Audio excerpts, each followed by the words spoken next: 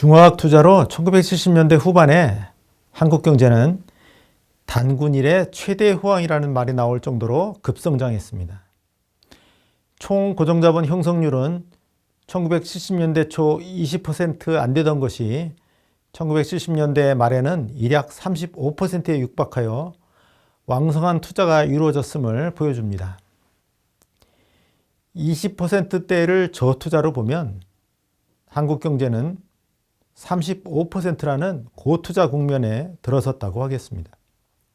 경제 성장률도 1974년, 1975년 오일 쇼크로 10% 이하로 다소 낮았으나 1976년부터 1978년까지 3개년간 연속 10%가 넘는 고도 성장을 기록했습니다. 이 3개년의 성장과 호황을 당시 단군 이래 최대의 호황이라고 불렀습니다.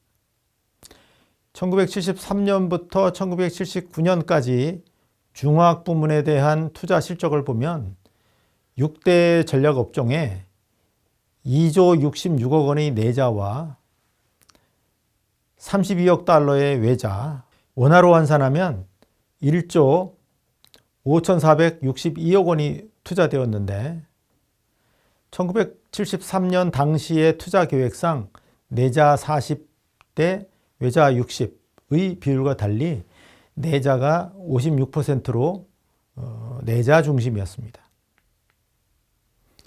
7년간의 외자 투자액 32억 달러는 계획상 1973년부터 1981년까지의 9년간 투자액 53억 달러에 비하면 상당히 적으나 대신 내자 투자액이 계획보다 더 커서 그를 메운 것입니다. 6대 업종에 대한 7년간의 내외자 합계 총 투자액은 72억 6천만 달러인데 연간 10.4억 달러로서 9년간 투자 계획치 이상의 연간 투자액 9.9억 달러보다 약간 더 컸습니다. 실제 중화학 투자는 1973년에 잡은 계획을 능가했다고 하겠습니다. 그러나 업종별로는 편차가 커서 철강, 화학 등에서는 계획대로 투자가 이루어졌으나 기계는 부진했습니다. 1973년의 계획에서는 철강, 화학, 기계의 각 투자액을 거의 비슷하게 잡았으나 실제로는 기계 부문 투자액은 철강이나 화학공업 투자액의 2분의 1 정도에 불과했습니다. 기계공업은 단기간 내에 규모를 키우기가 쉽지 않았음을 보여줍니다. 중화학공업화는 이 기계공업 부문을 제외하고는 투자 목표를 초과 달성했습니다. 개별 투자 프로젝트 중에선 포항제철의 2, 3, 4기 확장 사업이 총 투자액 1조 2천억 원으로 가장 컸고 여천 석유화학단지의 호남에틸렌이 1,822억 원, 호남석유화학 1,330억 원과 울산 석유화학단지의 계열공장 확장에 1,165억 원, 남해화학 비료공장 건설 2,027억 원 등 화학업종에 대규모 투자가 있었습니다. 그 밖에는 조선업의 대우 옥포조선에 총 1,985억 원 중 1,096억 원 투자, 현대양행 총 3,455억 원 중 1,454억 원 투자, 동재련소건설 1,123억 원 등이 있었습니다. 중화공업화가 추진된 1973년부터 1979년까지의 7년간 제조업은 연평균 24%라는 경이적인 성장률을 기록했습니다. 1979년 제조업 생산액은 1972년에 4.6배가 되었습니다. 그 중에서 중화공업의 성장이 제조업 전체 평균의 성장보다 빨랐음은 물론입니다. 제조업 내에서 금속 제품, 기계장비 생산액은 1973년부터 1979년까지 12.7배가 됐고 철강 등 1차 금속 생산액이 9배가 되었습니다. 반면 화학제품 생산액은 제조업 평균 이하인 3.5배로 커졌습니다.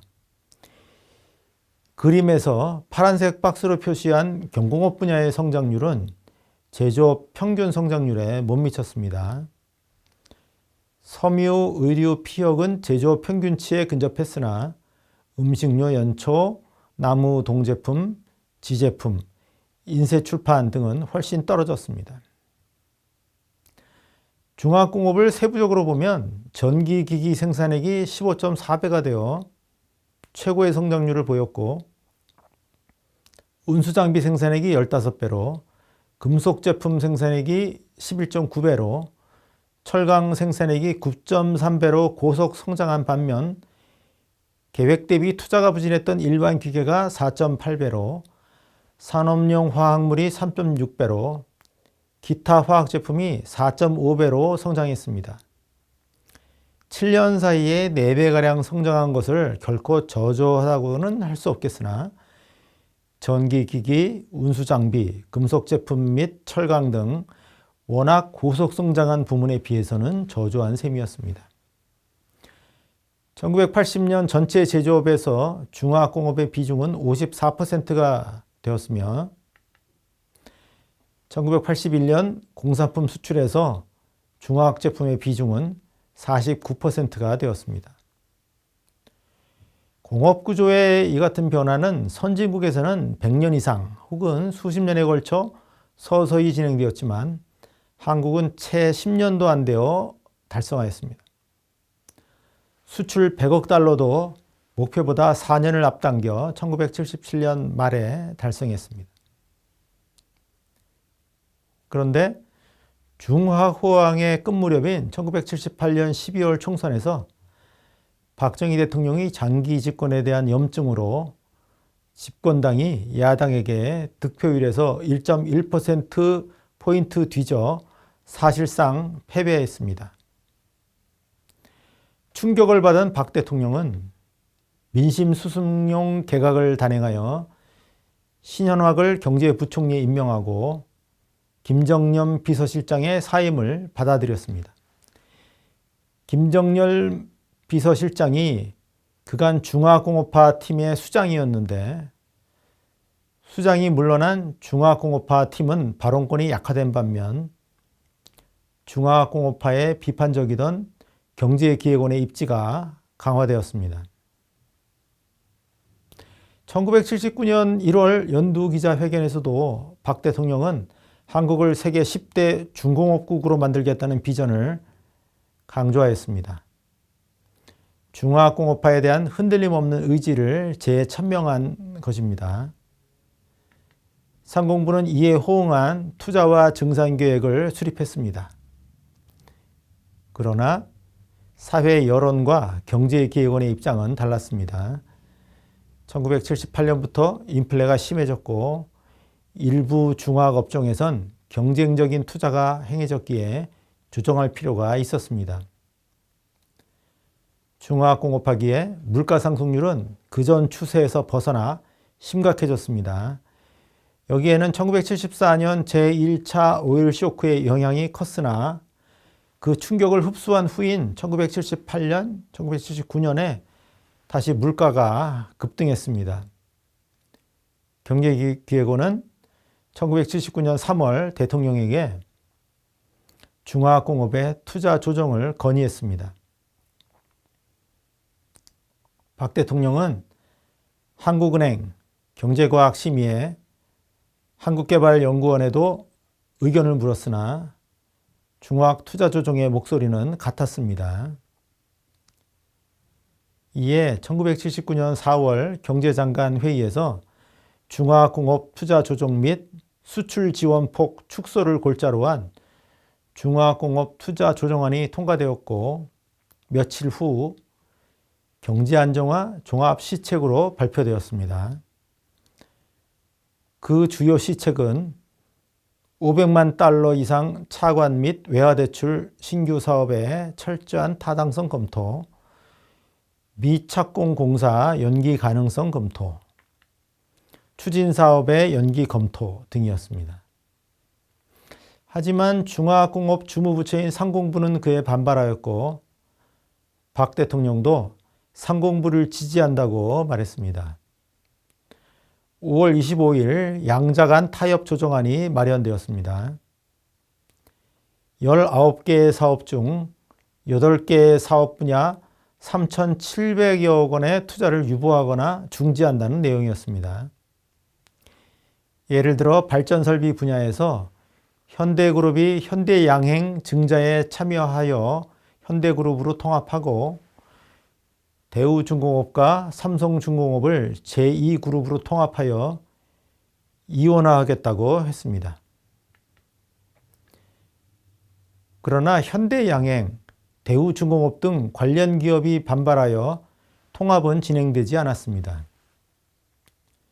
6월에는 기업자금 부족률이 사상 최고임이 발표되어 여신 확대론이 비등해졌고 하반기에는 예고된 향후의 투자 조정에서 유리한 고지를 차지하기 위한 기업의 선투자가 계속되는 등 혼선이 이어졌습니다. 이 상황에서 박 대통령이 저격 시해되는 11.6 사건이 일어났고 단순한 투자 조정을 넘어선 중화공업화 정책의 전면적 재검토가 의제로 떠올랐습니다. 요약합니다. 1960년대 말 안보 위기에 따른 방위 산업의 육성 필요성이 생겼습니다.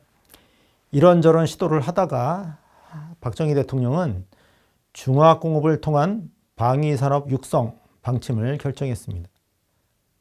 박 대통령은 1972년 자신의 종신 집권 체제를 구축한 후 1973년 이후 정부 내에 새 전담기구를 만들어 중화공업화를 추진했습니다.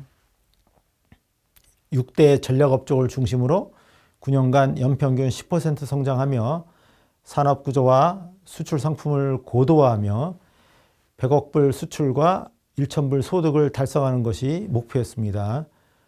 중화학 부문에 대해 저금리, 금융지원 등 각종 인센티브가 제공되었습니다. 민간이 이에 적극 호응하여 투자가 활발히 이루어져 한국 경제는 고투자 단계에 들어갔습니다. 특히 철강, 화학, 전기기기, 운송기기 공업이 급성장했습니다. 그러나 장기 집권에 대한 반발과 경기 과열에 따른 인플레이션으로 인해 1979년 중화학 추진론과 안정론이 대립하던 중 박정희 정권이 붕괴되었습니다. 이제 중화공업화는 기로에 섰습니다.